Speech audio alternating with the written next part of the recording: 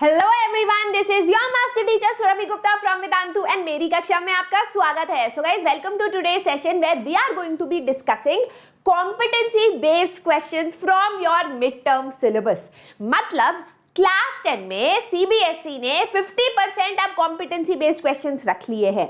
These are those questions that can be in the form of assertion, reasoning, match the following, rewrite the answer, picture based question, case based question, जिसके answer direct नहीं होते, जिसके answer शायद किताब में नहीं होंगे। ऐसे आंसर आपको लिखने पड़ेंगे अपने दिमाग को यूज करके, अपने लॉजिक को यूज करके, और जो आपने चैप्टर को पढ़ा है उसको अगर आपने समझा है तो आप उसके आंसर्स लिख सकते हो।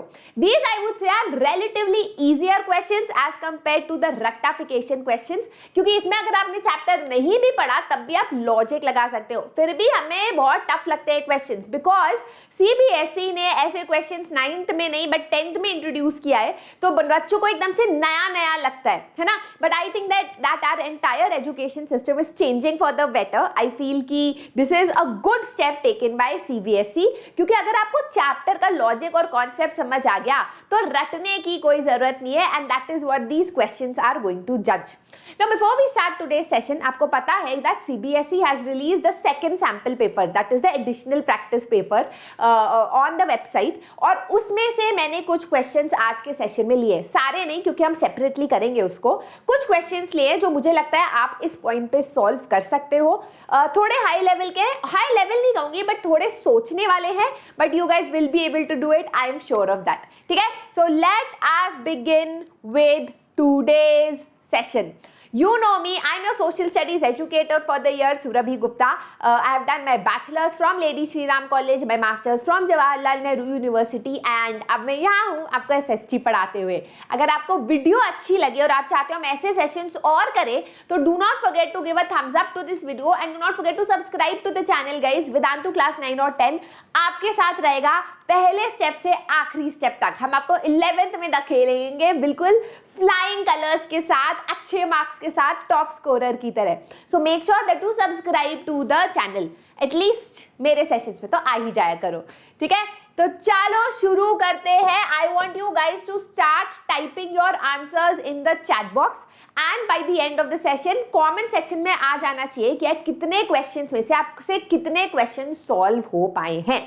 रिमेंबर गाइज, आज का session is not all the questions of competency based, क्योंकि वो तो नहीं हम कर पाते ना एकदम से, उसके लिए टाइम लगेगा। तो कुछ क्वेश्चंस आज करेंगे, कुछ क्वेश्चंस किसी और सेशन में करेंगे।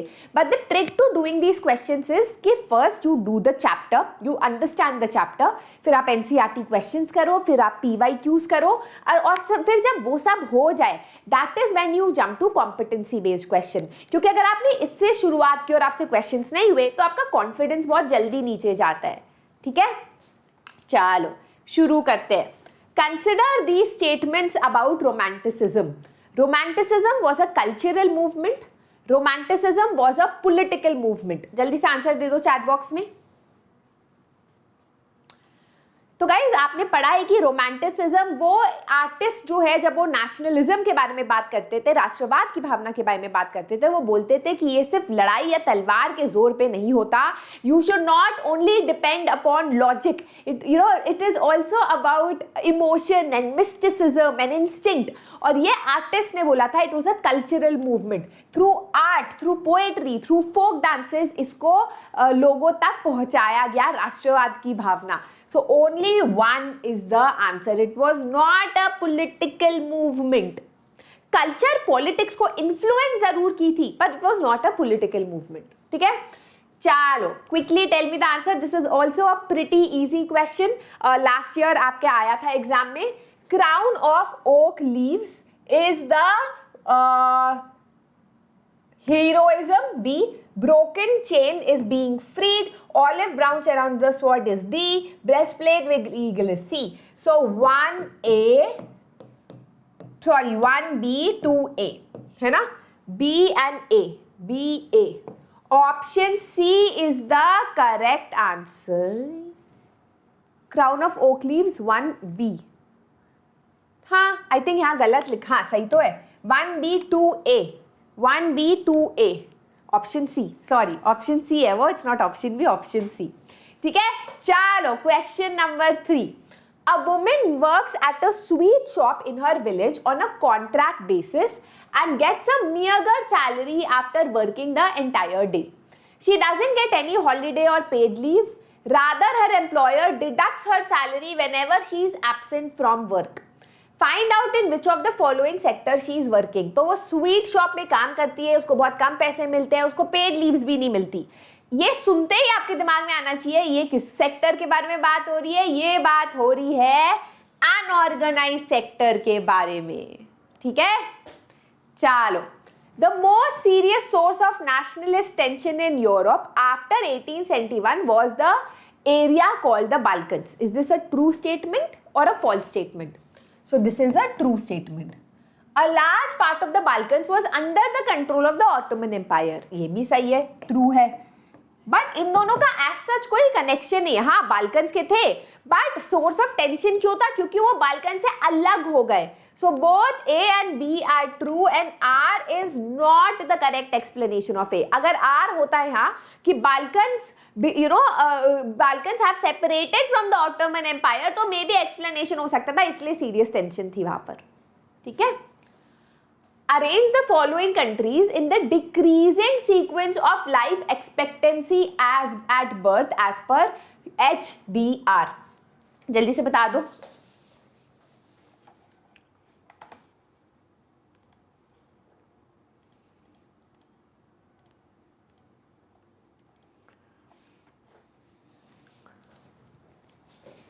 Yes.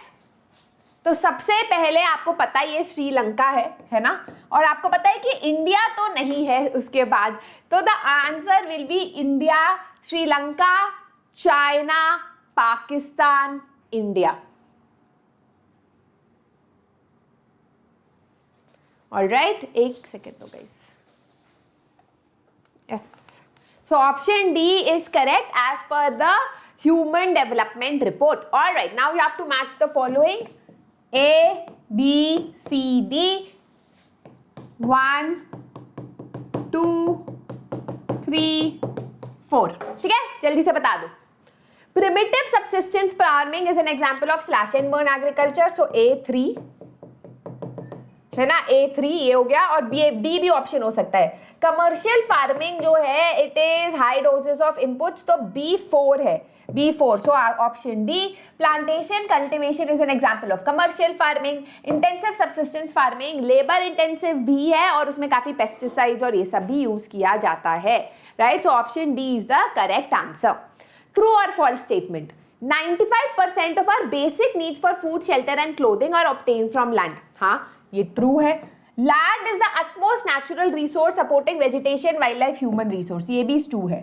So both statement 1 and statement 2 statement true is true. Statement 2 is true. Alright, ये interesting question है, थोड़ा ध्यान से पढ़ो. Read carefully. Most conservative regime set up in 1815 imposed censorship laws. तो 1815 में कौन से आए थे? 1815 में आए थे conservatives, नेपोलियन को हरा के. Which of the following did they want to control through such laws? P, what was written about them? हाँ, they wanted to control what was written about them. The increasing demand for modernizing the army? नहीं, ये थोड़ी ना वो control करना चाहते थे, तो वो चाहते थे कि उनकी जो आर्मी है वो मॉडर्नाइज हो. The spread of ideas of liberty and freedom reflected in the newspaper? हाँ, ये रिस्ट्रिक्ट करना चाहते थे. The spread of the idea that modernization could strengthen traditional institutions. That is what they believed. ये वो रोकना नहीं चाह रहे थे. So the answer is option P and option R. है ना?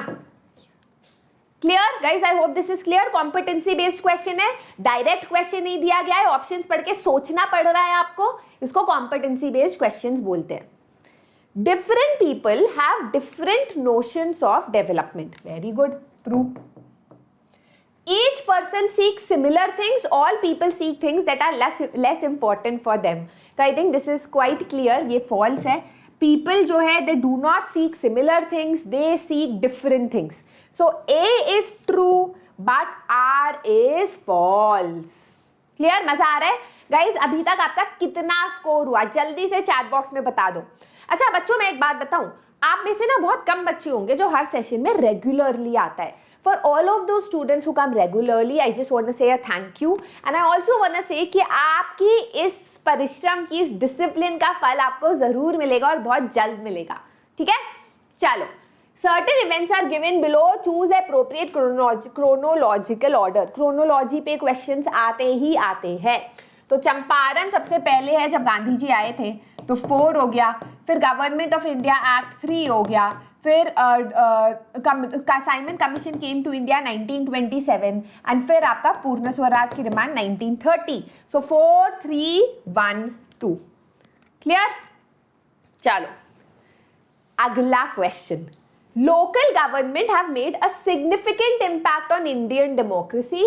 At the same time, there are many difficulties. Local government ने Indian democracy को, लोकतंत्र को सुधारा है, but साथ ही साथ इसके साथ बहुत difficulties भी आई है.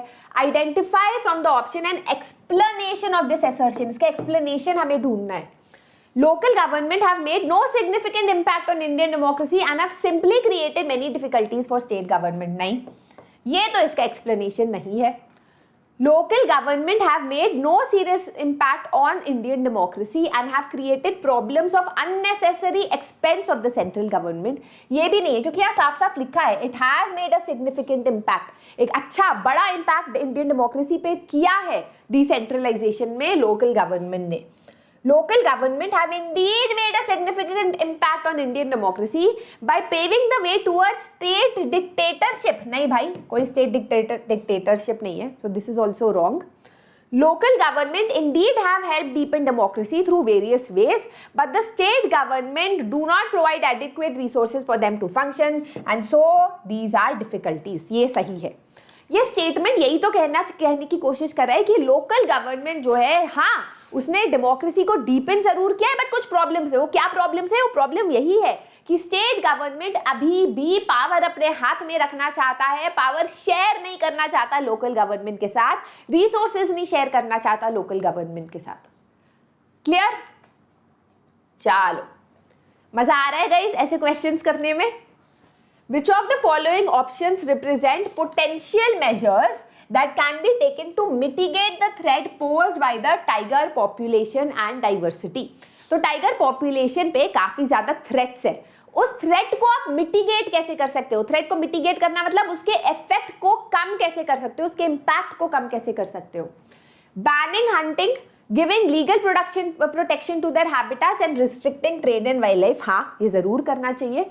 Prohibiting the visit of public into forest area, नहीं, इससे कोई फर्क नहीं पड़ेगा, पब्लिक को फॉरेस्ट एरिया में आएगा, है ना. तीसरा, establishing wild life sanctuaries and national parks. हाँ. Converting forest into reserved and protected forest, ये भी अच्छा ऑप्शन है. सो 1, 2, 1, 3 and 4. Option D is the correct option. ठीक है. अब काफी बच्चे कहेंगे कि मैम अगर लोगों को जंगल के अंदर जाने से ही रोक दिया तो अच्छा रहेगा, बट गाइस बहुत सारे लोगों की जंगल में लाइवलीहुड रहती है, जैसे ट्राइबल्स की, and they also protect the wild life, right. तो इस तरीके का blanket statement is wrong to say. Sri Lanka emerged as an independent country in 1949. The leaders of the Sinhala community sought to हाँ, तो I think both of them are correct, but R is not a correct explanation of A. ठीक है. चलो अगला question. A drought induced water shortage. By the way, this is from your additional practice paper of this year. धक धक धक धक, क्या हम ये कर पाएंगे? देखते हैं. A drought induced water shortage can have far reaching consequences. Drought induced water shortage मतलब अगर बारिश नहीं होती है, ड्राउट हो जाता है, तो उसके वजह से जो पानी की कमी होगी वो इम्पैक्ट करेगी एग्रीकल्चरल प्रोडक्टिविटी को, अवेलेबिलिटी ऑफ फूड रिसोर्सेज को, इंडस्ट्रियल एक्टिविटी को और लाइवलीहुड को, therefore impacting human wellbeing. What does the above statement represent about the relationship between different resources? यहां पर हो रही है कि पानी एक रिसोर्स अगर नहीं मिला तो उससे क्या होगा? एग्रीकल्चर नहीं होगा, एग्रीकल्चर नहीं होगा तो लोगों को खाना नहीं मिलेगा, इंडस्ट्री नहीं चल पाएगी, इंडस्ट्रियल एक्टिविटी नहीं होगी. अब अगर क्या कहते हैं, टमाटर नहीं होगा तो केचप नहीं बन सकता, है ना. यू नीड रॉ मटेरियल, तभी इंडस्ट्री का काम हो पाएगा. एंड इम्पैक्टिंग ह्यूमन लाइफ, तो ये दिखा रहा है एक तरीके से interdependence. between different resources and sectors के बीच में भी आपको एक इंटरडिपेंडेंस दिखा रहा है. फॉर एग्जाम्पल विदाउट फूड या फिर without water food resources and food security impact हो रही है यहाँ पर, and our national growth is getting impacted क्योंकि इंडस्ट्रियल एक्टिविटी नहीं हो रही. बस तो यहाँ पर क्यों है ये कॉम्पिटेंसी बेस्ड क्वेश्चन, क्योंकि आपको चैप्टर से कॉन्सेप्ट समझ आ गया बट आपने ये पर्टिकुलर चीज नहीं पढ़ी, तो आप उस कॉन्सेप्ट को यहां लगा रहे हो. है ना मजेदार. चलो, how does such a situation represent lack of resource planning.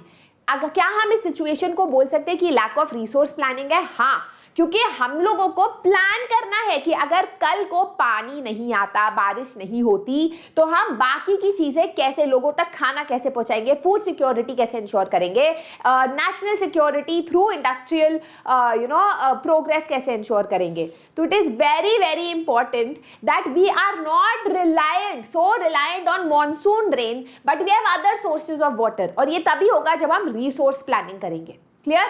चलो देखते हैं what does the CBSE expect from you.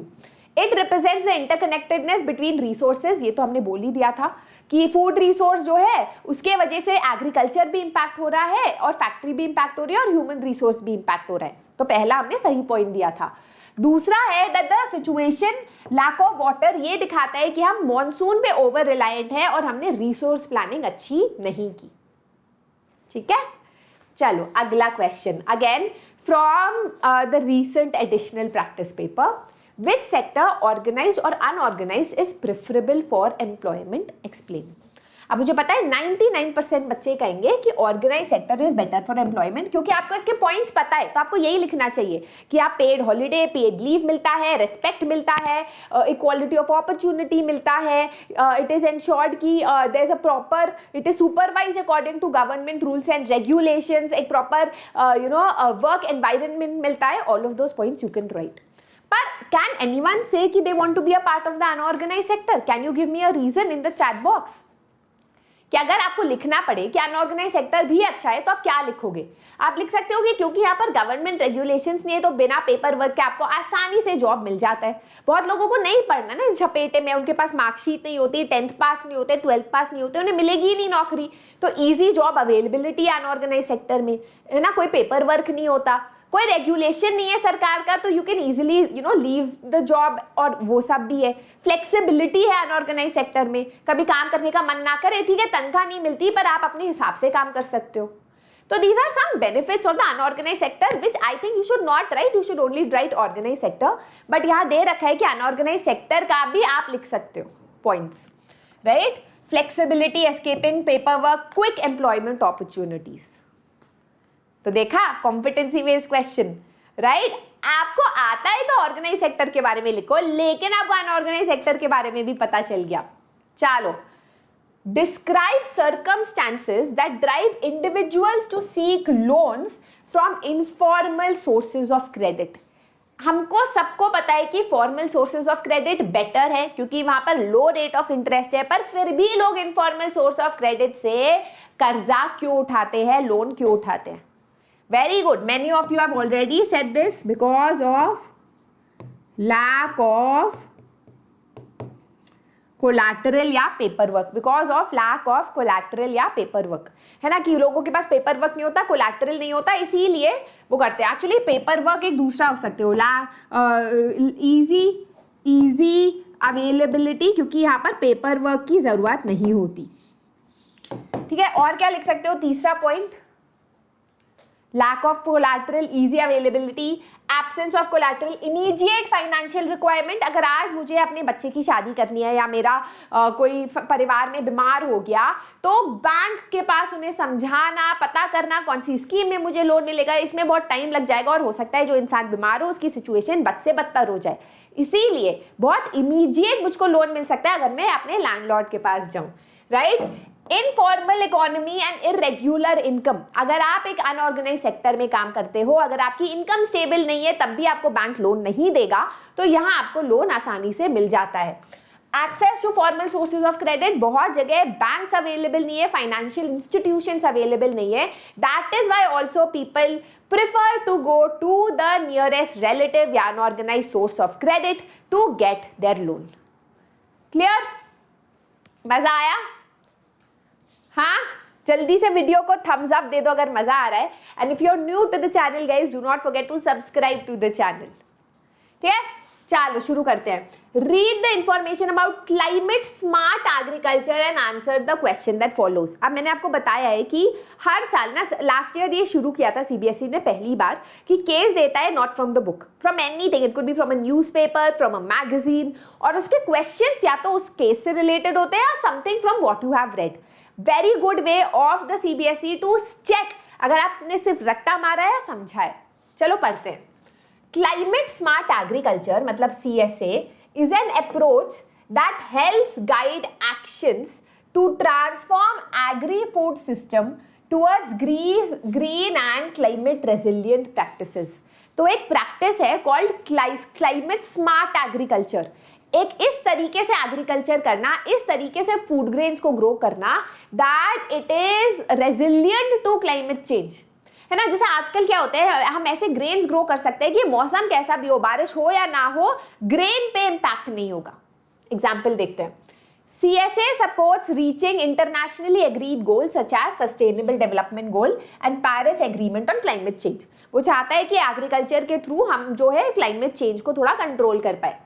It supports Food and Agriculture Organization Strategic Framework 2020 to 2031 based on the 4 better production, better nutrition, better environment and better life for all, leaving no one behind. तो हमारा जो food corporation, food and agriculture organisation है, FAO of India जो ministry है, उसने एक document निकाला था अबाउट द 4 बेटर, कि बेटर प्रोडक्टिविटी होगी, बेटर न्यूट्रिशन होगा, बेटर एनवायरनमेंट होगा और बेटर लाइफ होगी सबकी. ठीक है, तो दैट इज योर केस. अब क्वेश्चन क्या है? A CSA expert suggested increased production and consumption of millets in India justify their stance. अब हो सकता है कि आपको ये पैराग्राफ ना समझ आया, कम समझ आया हो, कोई बात नहीं. आप क्वेश्चन पढ़ो कि increase production and consumption of millet बोला है किसी क्लाइमेट स्मार्ट एग्रीकल्चर एक्सपर्ट ने, इसको जस्टिफाई करो. हाँ, मिलेट्स बहुत अच्छा है, हमारा नेता जैसा हो, मिलेट्स और पल्सेस जैसा हो, ऐसा नेता हो जो कम पानी में भी आराम से ज्यादा ईल्ड हो, कम इरिगेशन से ज्यादा ईल्ड हो और ज्यादा इनपुट्स की जरूरत ना हो, जैसे पेस्टिसाइड्स और फर्टिलाइजर्स, है ना. तो why millet is good for climate change? Because it can grow in any kind of soil, it is very nutritious, लोगों को वो न्यूट्रिशन भी दे रहा है, and it is good for climate change also. It is good for mitigating the impact of climate change. क्यों? क्योंकि it requires less water, less irrigation, less inputs and it gives more yield. Resilient crop है, course crop है. Clear? चलो, what is the necessity to think of CSA in India? अब again आप सोच रहे हो यार यहाँ आज सच दे नहीं रखा, क्यों CSA इंडिया में जरूरी है? पर आप लॉजिक लगाओ कि इंडिया में ग्रीन रेवोल्यूशन के बाद हमारे सॉइल की और लैंड की क्वालिटी डिग्रेड हो गई है. वी हैव सीन कि फार्मर्स के जो प्लॉट्स छोटे हो गए, जिससे यील्ड और प्रोडक्टिविटी कम हो गई है. That is why it is important that to increase the yield and to maintain the environment हम CSA सोचे. आप कोई भी पॉइंट लिख सकते हो अपने दिमाग से, यहां पर आपको 1 नंबर मिल जाएगा if you right a concrete point like that. Clear?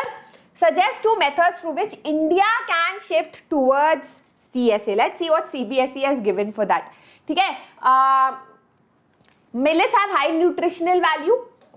They are rain fed. They hardly need irrigation facilities और उसको arid और semi arid areas में हम grow कर सकते हैं. Millets को ज़्यादा investment की ज़रूरत नहीं है, and that is why they can be a good commercial grain. तो you know very good 2 points कि commercial grain हो सकता है, ज़्यादा उसको inputs की ज़रूरत नहीं होती.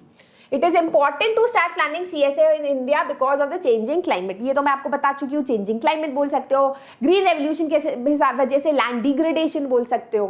राइट? और तीसरा point is what can India do? सबसे पहले use of GM, genetically modified seeds resistant to insect damage for cropping. हम कैसे कर सकते हैं, हम ऐसे क्रॉप्स ग्रो कर सकते हैं जो जेनेटिकली मॉडिफाइड हो, जिसको कम इनपुट्स की भी जरूरत हो और जो इंसेक्ट रेजिस्टेंट हो, है ना। And we can also move to organic and natural farming methods which in India many farmers are doing. Organic farming पे जाओगे तो लैंड की फर्टिलिटी और सॉइल की रेजिलियंस बढ़ेगी। ठीक है, तो guys I know this is tough, let me just say कि इतना टफ नहीं आता बोर्ड्स में, बट अगर हम इतनी प्रैक्टिस इतनी बार करेंगे ना इन क्वेश्चंस को, मोस्टली सीबीएसई सेम क्वेश्चन दे सकता है, you can easily answer. Clear? चलो, choose the correct statement about Belgium. The French speaking community in Belgium was rich and powerful. हाँ, ये बिल्कुल सही है। The Dutch language is dominantly spoken in Belgium, ये भी सही है कि डच लैंग्वेज मेजोरिटी में। Brussels is the capital city of Belgium. हाँ. In Belgium, the leaders realized that unity of the country is possible by respecting the feelings and interests of different countries, of different communities. I don't know कि अगर communities था या countries था। अगर communities था तो all are correct, अगर communities नहीं था तो 1 2 3 is correct। ठीक है, ऑप्शन भी नहीं है, तो यू गाइज गेट इट, है ना। कम्युनिटीज होता है तो ऑल आर करेक्ट। चलो, the place marked A in the map shows a multipurpose project that has become a cause of many new social movements. तो गाइज ऐसे क्वेश्चन में आपको इमीडिएटली आना चाहिए कि गुजरात में कौन सा रिवर जाता है, नर्मदा रिवर। यहाँ कौन सा डैम डाला था जिसपे ऊपर काफी लड़ाई हुई थी,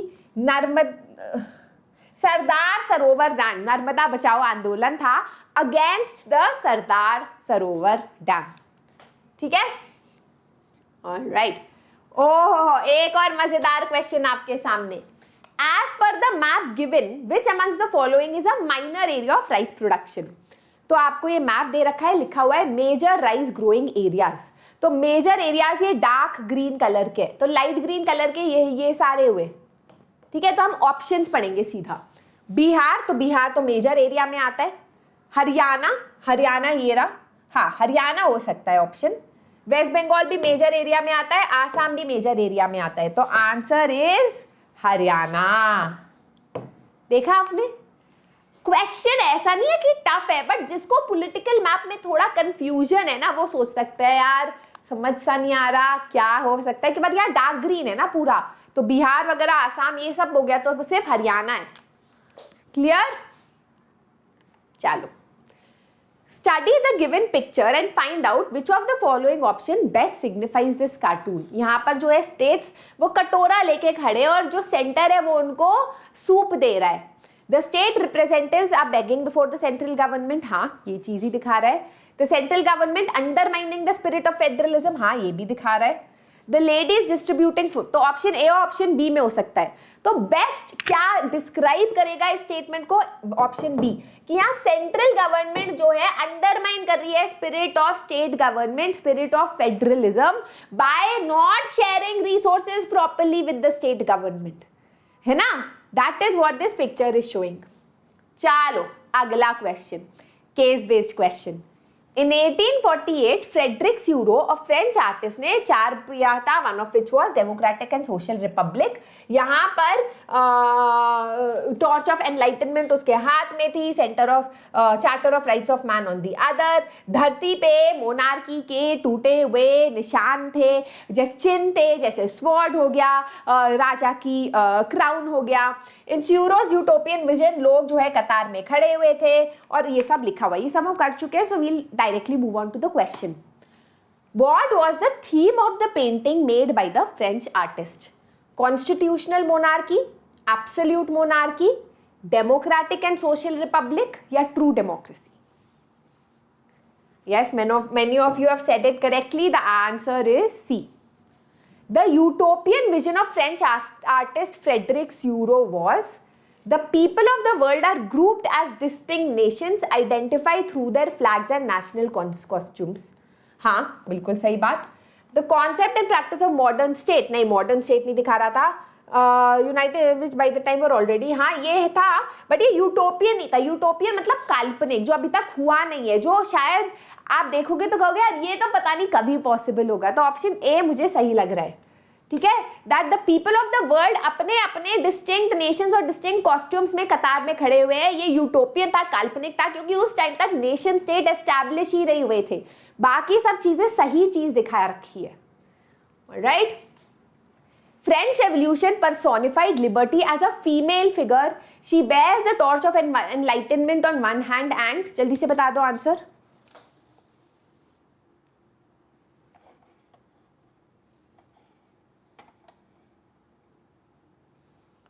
Yes, the answer is Charter of Rights of Man. Which of the following pairs represent two nation states?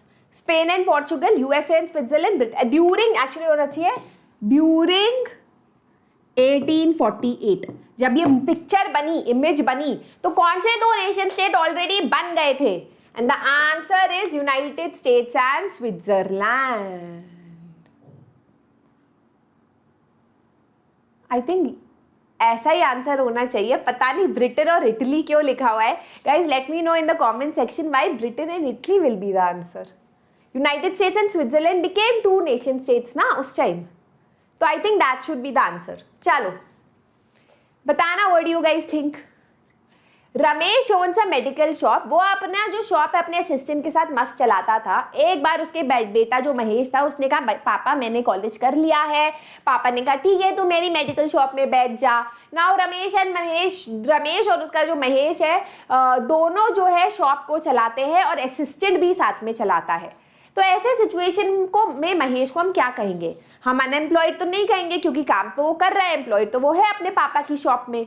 हम उसको अंडर एम्प्लॉयड कहेंगे क्योंकि उसके बिना भी काम चल रहा था, उसके बिना भी शॉप चल रही थी, वो आया तब भी शॉप चल रही है, तो आउटपुट पे कोई चेंज नहीं आया। ठीक है, it is under employed. Alright, we have another case-based question. Again, I would say try to do the questions first and see if you are able to answer. पर थोड़ा सा पढ़ लेते हैं किस बारे में। T cultivation is plantation agriculture, beverage crop है, वेल ड्रेन सॉइल में ग्रो करती है, फ्रॉस्ट फ्री क्लाइमेट चाहिए होता है, लेबर इंटेंसिव इंडस्ट्री है, उसको बहुत ज़्यादा लेबर चाहिए होता है, intensive. Himachal Pradesh, Uttarakhand, Meghalaya, Andhra Pradesh, Tripura are tea producing states. 2017 में we were the largest tea producing country after China. पहली बार टी इंट्रोड्यूस किया गया था in the Baba Budan hills and आजकल it is grown in Nilgiris in Karnataka, Kerala and Tamil Nadu. Let's see what is common between tea and coffee. वो beverages है, हाँ। वो प्लांटेशन क्रॉप्स है, हाँ। वो हिली एरियाज में ग्रो करते हैं, हाँ। All of the above is the correct answer. Very good. Which of the following condition can spoil T crops. Frequent rainfall spread through out the year, नहीं ये spoil नहीं करेगी, बल्कि हमें चाहिए, हमें रेनफॉल चाहिए but through out the year spread out होना चाहिए। Clayey soil which has high water holding capacity, yes, this is going to destroy the tea crops. हमें well drained soil चाहिए। We require well drained soil जहाँ पानी अंदर आराम से सीप इन कर जाए। We do not require soil जो water को hold करती है, समझे? चलो, India competes with dash for its dash of tea. India competes with China, है ना, for its production of tea या consumption of tea. इसके लिए मुझे केस देखना पड़ेगा वापस से। कहाँ लिखा है? In India was the second largest producer of T after China. तो प्रोड्यूसर के लिए हमने उसके साथ कंपीट किया। Production of T. ठीक है, तो देखा केस काम आ सकता है ऐसे क्वेश्चंस में which you are like consumption या प्रोडक्शन। ठीक है, चलो take a hint from the given picture, identify औरतें कर क्या रही है। सोइंग द सी एंड, नहीं I mean they are plucking the leaves, क्योंकि जो टी और कॉफी की लीव्स होती है उनको हैंड से प्लक करना पड़ता है बिकॉज मशीन जो है उनको इतना हार्शली प्लक करते हैं, you have to pluck it very softly, right. So they are plucking tea leaves.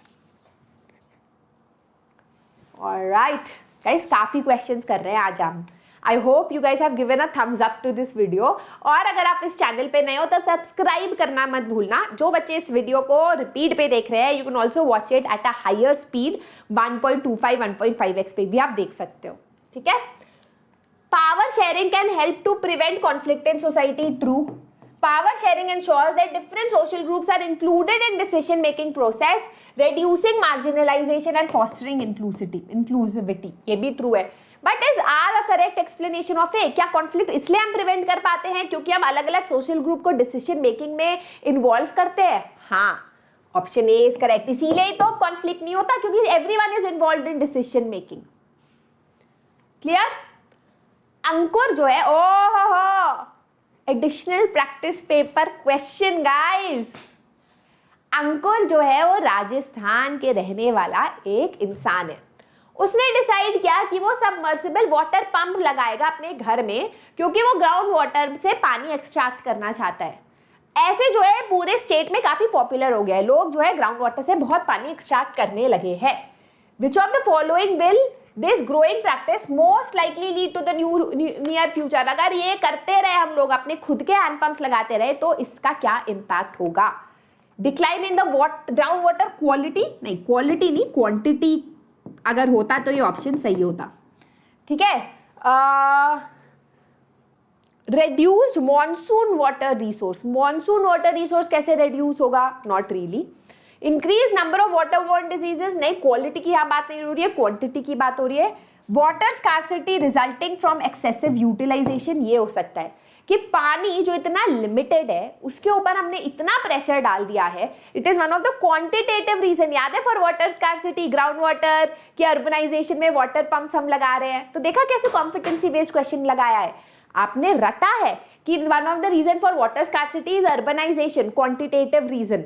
और अर्बनाइजेशन में लोग ने अपने घर पे ट्यूबवेल्स लगाए हैं, उससे क्या है, वाटर रिसोर्स पे प्रेशर पड़ा है। तो ये घुमा दिया गया है आपके लिए क्वेश्चन। आहा, सीबीएसई आई लव यू, सब बोलो आई लव यू सीबीएसई।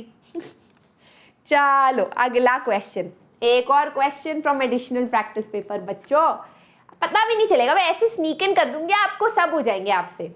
ये औरत है, सारे काम कर रही है, और वहां आदमी जो है बैठा है, वो बेचारी अपने सर पे मटका रख के बच्चे को संभाल रही है, गाय को संभाल रही है, 2 बच्चों को खाना बना रही है, फायरवुड ला रही है, और आदमी कह रहा है oh she doesn't work, she is a housewife.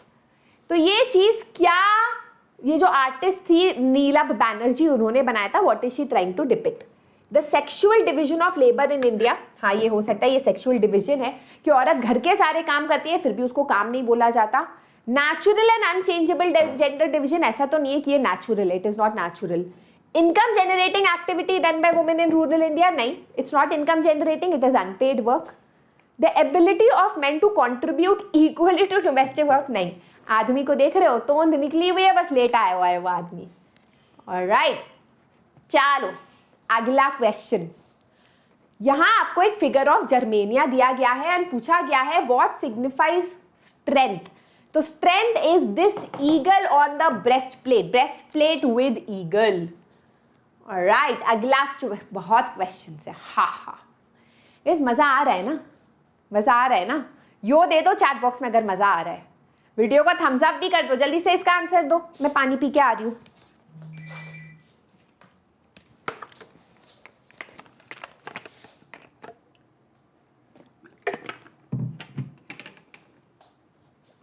Alright, self-help groups are instrumental in promoting economic democracy.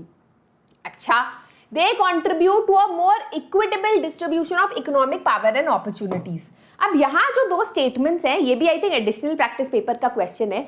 ये दोनों ही स्टेटमेंट्स थोड़े अनोखे हैं क्योंकि आपने कभी इकोनॉमिक डेवलपमेंट का कॉन्सेप्ट नहीं पढ़ा कि भाई ये क्या होता है, बट इसको समझ सकते हैं कि सेल्फ हेल्प ग्रुप्स का सबसे बड़ा बेनिफिट क्या है? ये है कि जिन लोगों को बैंक से लोन नहीं मिलता था लैक ऑफ कोलैटरल के वजह से, जिन औरतों को नहीं मिलता था, आज उन औरतों को सेल्फ हेल्प ग्रुप, क्योंकि साथ में वो डिपॉजिट करते हैं तो उनको लोन मिल जाता है बैंक से। तो सही बात है कि लोगों को अपॉर्चुनिटी जरूर मिल रही है, इकोनॉमिक पावर मिल रहा है क्योंकि उन पैसों से वो बिजनेस खोल रही है। तो इकोनॉमिकली जो है वो इक्वल हो रही है। दे आर एक तरीके से we are trying to make sure that they are also economically capable. तो both of them are true. एक इकोनॉमिक डेमोक्रेसी, आप लॉजिक लगाओ कि हाँ भाई कुछ तो इकोनॉमिकली वो हेल्प करता है, ट्रू, क्योंकि वो ज्यादा कंट्रीब्यूट करता है to equitable distribution of economic power and opportunities. So both A and R are true and R explains A. Clear? मैं वापस से समझा देती हूँ। जो सेल्फ हेल्प ग्रुप है उसमें अगर मैं अकेली औरत हूँ, मैं बैंक में जाऊंगी, कहेगा कोलैटरल तो मेरे पास नहीं है, मैं बैठी रह जाऊंगी, घर की इनकम कभी बढ़ेगी नहीं। पर क्योंकि मैं एक सेल्फ हेल्प ग्रुप की पार्ट हूँ, मैं अपनी फैमिली इश्यूज भी डिस्कस करती हूँ, डेमोक्रेसी के लिए भी अच्छा है, लोकतंत्र के लिए अच्छा है, और क्योंकि मुझे लोन अब मिल रहा है तो बेटर अपॉर्चुनिटी है, घर की तनख्वाह बढ़ गई है, और एक इकोनॉमिक डेमोक्रेसी, एक तरीके से पॉलिटिकल डेमोक्रेसी मतलब one vote one value, economic democracy मतलब एक पैसा एक वैल्यू, कि मैं मेरे पैसे बढ़ रहे हैं तो मेरी वैल्यू बढ़ रही है ना। तो लॉजिक समझ आता है, उस लॉजिक से हम इस आंसर को कर सकते हैं। क्लियर? चलो, द इंडियन मासेस विलिंगली, ओहो एक और मेरी कंटेंट टीम खुश हो गई एडिशनल प्रैक्टिस पेपर देके, दे like ma'am more questions. The Indian masses willingly participated in the civil disobedience movement despite the challenges face during the non cooperation movement. तो नॉन कोऑपरेशन मूवमेंट के challenges के बाद भी लोगों ने सिविल डिसोबीडियंस मूवमेंट में पार्ट लिया। तो इनमें से कौन सा quote best reflects the outlook of the masses? लोगों को कौन सा कोट दर्शाता है? The greatest glory in the living lies in never falling but in rising every time we fall. I think this is a very good line for this. Non cooperation movement हम fall किए but हम वापस से rise कर रहे हैं। An eye for an eye only ends up making the whole world blind। नहीं, ये नहीं दिखाता कि किसी ने आपकी आंख फोड़ी, आपने उसकी आंख फोड़ी तो पूरी दुनिया अंधी हो गई, नहीं। Injustice everywhere is a threat to justice everywhere. Obedience is the key to a peaceful society। I think क्योंकि यहाँ लिखा है कि नॉन कोऑपरेशन मूवमेंट के फेलियर के बाद हम वापस से खड़े हुए, that is why option A suits the outlook of the masses best. ठीक है? So guys, those were the important case-based questions that I decided to do today. Additional practice paper के questions हम इसी तरीके से करते रहेंगे, more competency-based, sessions जो हम आगे करेंगे। याद रखना कि मजे से लेना इन questions को। These questions are very scoring because you have to apply logic. Don't overthink competency-based questions. Overthinking will kill you and make you get less marks. Right? तो जल्दी से homework question देख लेते हैं। What Jawaharlal Nehru thought of as temples of independent India dams have already displaced 11 million Indians। ये किस चीज का एग्जाम्पल है कि जवाहरलाल नेहरू जिनको टेम्पल्स ऑफ इंडिया बोलते थे, उन्होंने लोगों को डिस्प्लेस कर दिया।